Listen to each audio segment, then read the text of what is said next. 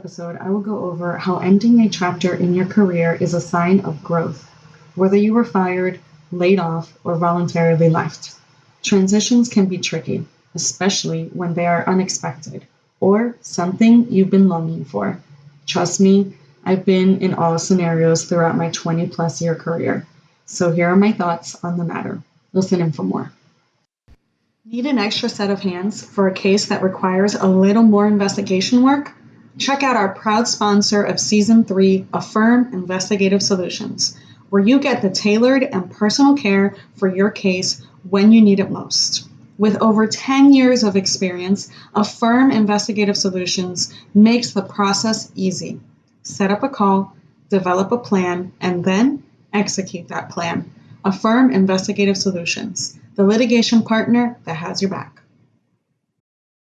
Hey guys, it's your girl Eda Rosa from the Let's Talk Paralegal podcast. And on today's episode, we're going to be talking about transitions. So transitions within your legal career, how to handle the unexpected ones and how to take on new challenges that are going to lie ahead, right? So listen, we all get fired, we all leave, there's a whole bunch of different ways that our career can go, whether it's decided for us or we decided on our own. So these changes can be hard and really leave like a strain on us emotionally, financially. So today I'm going to provide you with some tips on how to ease the shift, how to change your mindset to be better prepared for yourself and for your next chapter. Because at the end of the day, it's all about how we control our reactions and control our minds.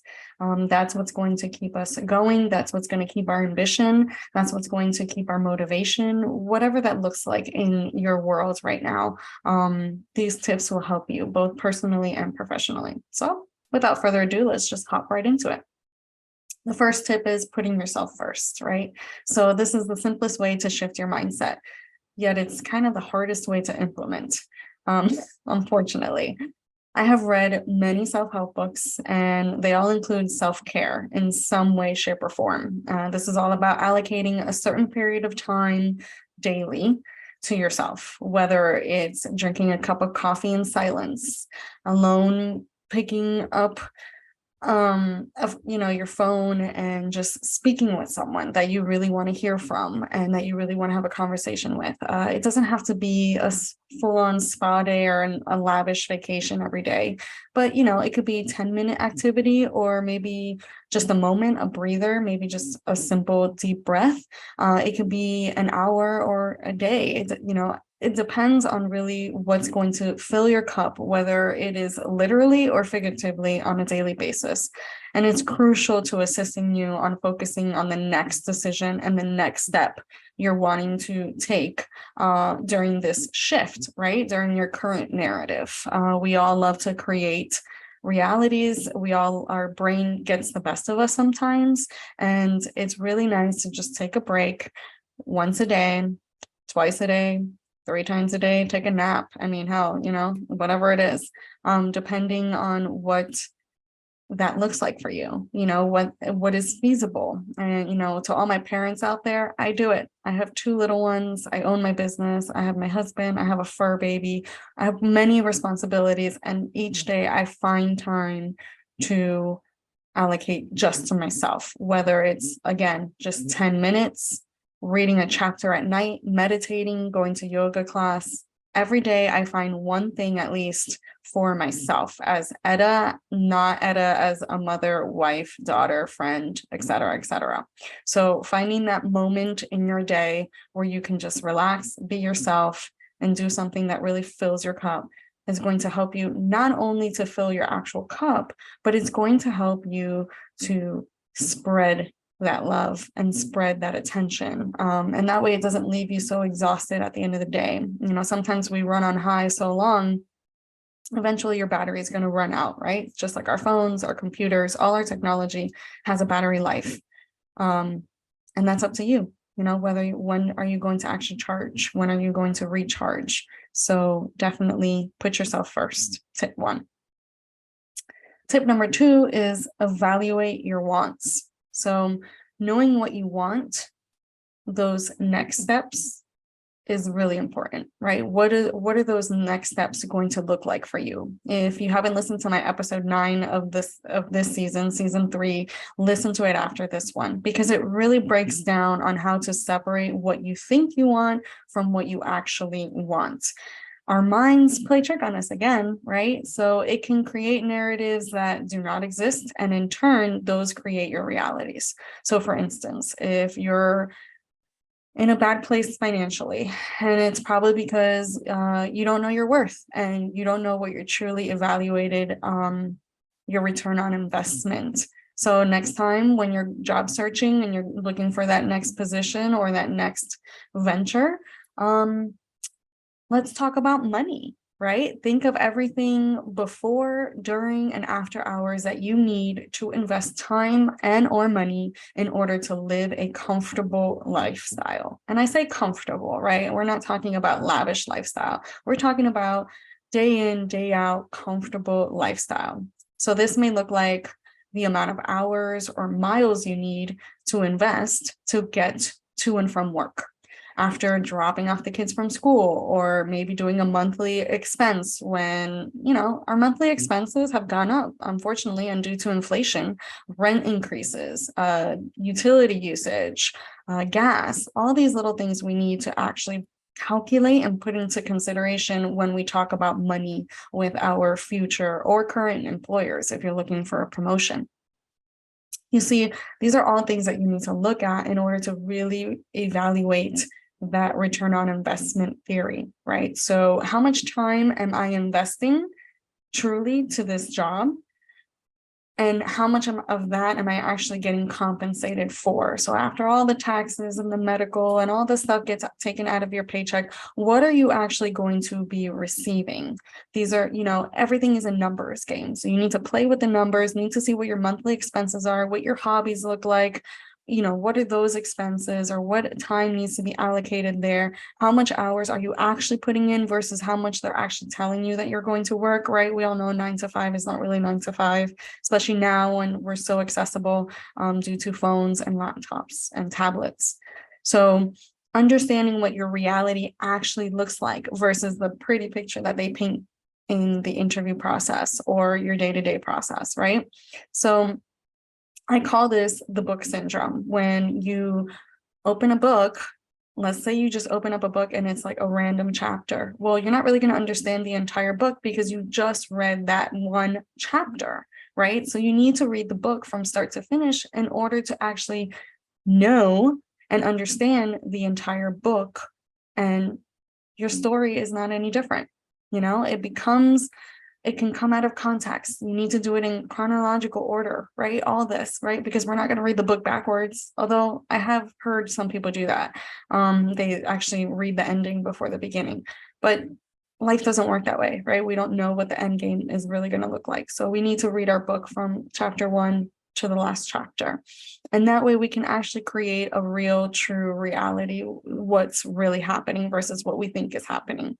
So really breaking it down either in writing, saying it out loud, recording, digital, any digital format. There's a lot of whiteboards, a lot of vision boards, notepads, just little simple things that however your minds can captivate that reality for you in the best way, create it, whether it's cutting out magazine pictures and putting them on a little poster board like we used to do when we were in elementary school, or when it's a digital format, Canva is great for that. Vision boards, I use Canva for everything, so definitely check them out. No, not sponsored by them, but hey, open to the opportunity. But it has to make sense to you. That's what's most important. This has to actually make sense to you. And you have to be careful, because sometimes what makes sense to you is because either other people are telling you that it makes sense, or that you're not realizing it, right? So recording it and playing it back, listening to yourself, makes you understand, wait, that doesn't really make sense. Maybe I should tweak it a little bit. Or maybe if I do this, thinking outside the box, being proactive, really breaking it down.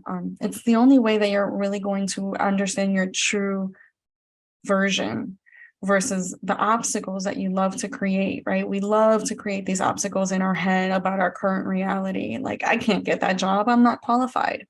You know how many underqualified people are in these positions? Probably one of your bosses is one of them.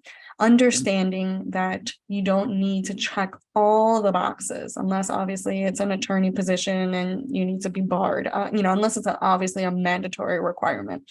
But in general, you don't need to check all the boxes to go for it, especially if you're looking and pivoting for a promotion or growth in general. You've been in the industry long enough, if you're looking for this promotion, to understand the ins and outs of that particular position. So own it, go for it, outline all those things, all those necessities, and you'll be fine. Trust me. The worst they can say is no. So you move on, you ask for feedback. Okay, well, why not? What is it that I need to do in order to get this position? What are you looking for? Ask questions, stay curious, stay focused on your goal. No, for me, is a new opportunity. It's an opportunity to learn. It's an opportunity to grow. It's an opportunity to understand what's actually going on and what I need to work on in order to improve. Now, don't mistake a no with critical feedback, right? So let's say no, because you're always late, this and that, blah, blah, blah. Okay, those are simple things you can change, right? If you're always late, that means that they feel like you're unreliable.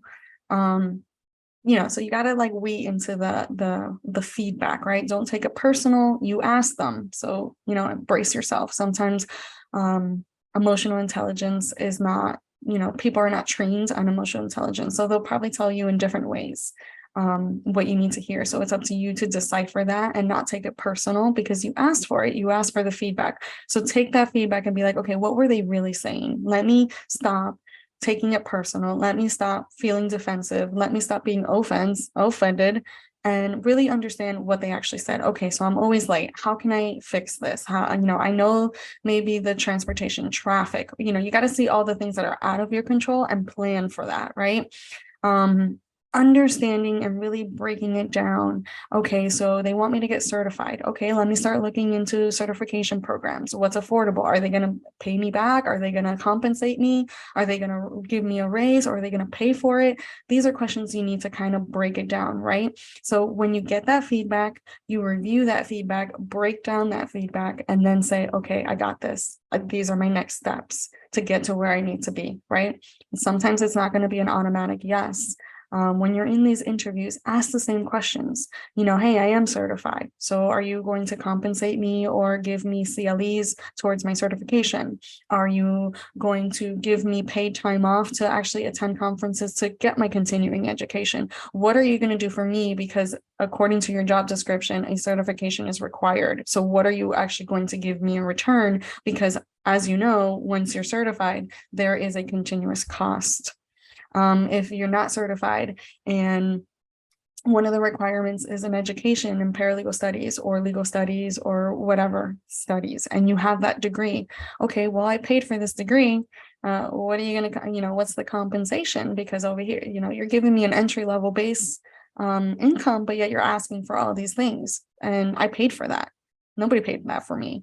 So, real, raw conversations, create expectations from the get-go. This is what I want. This is what I need because I've already invested in myself and I'm now going to invest time in you. And for those of you that are looking for candidates, be prepared. Understand that this is the new version of employees. You need to understand that they are looking at the full picture, the full return on investment. If you're requiring me to be in the office day in and day out, what are you giving me in return? Are you giving me gas cards? Are you giving me transportation options? Are you near a train station? Are you near a bus stop? Understand that if you are going to require certain things like reliable transportation, are you going to compensate or provide a version of compensation for that reliable transportation? Let that sink in. Tip number 3, discuss these expectations, right? This is what I was just talking about. So knowing your wants and your needs, those are two different, right? Just because you want a certain income, but you need to pay the bills, You have to be realistic. Always start high. That way you can negotiate your way lower. Never start where you want to be. Never say, I want $60,000 if that's really what you want. I want 80, and then work your way down from there. That way it's a more negotiable, I guess, strategy. And so your needs before you go towards the next step will give you the understanding and the confidence of making these moves, right? So when you're confident and when you actually know what you want and what you need, you get that ambition, that motivation to move forward and to actually create this real reality versus just this dream that you've been chasing, which one of my good friends actually posted a TikTok the other day and I loved it. She goes, stop chasing your dream. They're not going anywhere. You need to go for it. So I love that. And I'm taking that from her. So you must evaluate all the parties involved and see how it directly will impact not only you, but them as well, right? So we can be selfish to an extent. Requiring $150,000 pay when they obviously can't afford that because they're really upfront with the actual income, that's unrealistic. Go for a company that you know can afford you, because you're setting the expectations high, which is great because you probably have everything to back it up, but don't go to a company that just cannot afford that because it's a waste of time on everybody. They've already allocated their budget. That's why they're very front forward with the income, right, on their job description. So you have to take that into consideration, that they are already upfront with the actual, budget, which is really what it is. It's a budget that they've allocated for this position. And if they can't afford you, they can't afford you. So you move on to a next one that actually can. Go into the rooms that will be able to give you your worth and your value. Okay. And maybe in the future, that company that you so wanted to work with, once they grow a little more, you can always go back and get what you want with that company. So definitely evaluate everything, not just your side of it. You see, when you get caught up in people pleasing and perfectionism, that sometimes comes with being a legal professional, right? Because we always have to be on top of things. God forbid we miss a deadline or two. It will literally create chaos, right? So we understand that. We tend to lose ourselves and our wants in this process, right? Because we're so focused on the deadlines and the tasks that we forget, oh yeah, I need to eat, right? Like think about the last time you actually had a real lunch where you actually separated yourself from everything, from your phone, your laptop, your everything. Just separated yourself and literally just sat there, looked at your food, not took a picture of it, looked at your food and actually enjoyed your lunch. I'm sure like maybe 10% of you out there listening maybe say yes. So I understand that perfectionism and everything comes with that. But if you want a certain position or a promotion or whatever your next steps look like, opening up a business, whatever it is, you must seize the moment and take that opportunity. The reality is we have opportunities all around us, but yet we're fogged up in our own obstacles and our own excuses, and we don't see the information that is right in front of us. We don't see that opportunity that's right in front of us. We don't enjoy life. That is literally, that's why they call it the present, right? Because it's a gift. So understanding that life is all about choices.